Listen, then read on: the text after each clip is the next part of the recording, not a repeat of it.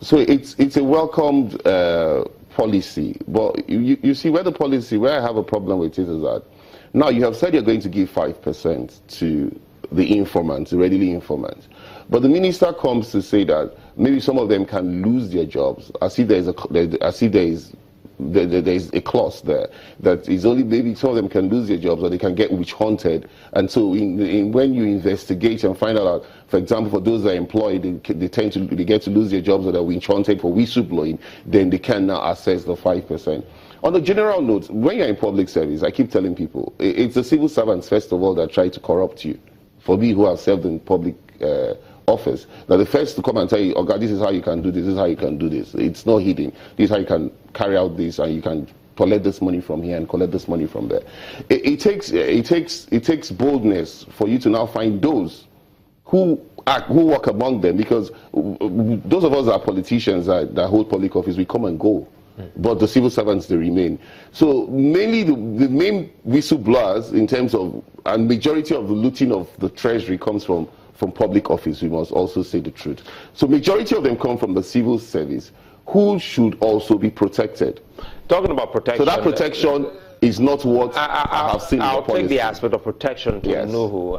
Nuhu, let's talk about protection, protecting the whistleblower. If you look at this on the back of what we've seen, Ken reminded us of those who give information to agencies before now, and recall how, many Nigerians will tell you, I don't want to get close to the police with any kind of information because somehow, such information gets into the hands of the bad guys, and they know that you are the one who blew the whistle. So protecting the whistleblower is very key here.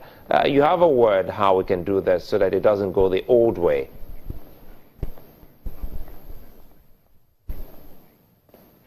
Well, for me, I would love to be constructivist in my perspective towards the whole policy of whistleblowing, because I know definitely well that because of how we as Nigerians have a system of not being thorough in anything that we do, either in developing systems or in making institutions work, I know there's going to be great problem in trying to protect. But for me, I would love to ask some pertinent questions.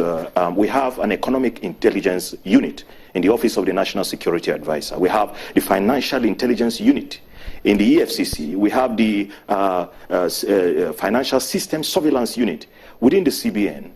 In the Financial Intelligence Unit in the EFCC, you have 27 staffs there that are paid 500 million every quarter. That's about 1.5 billion.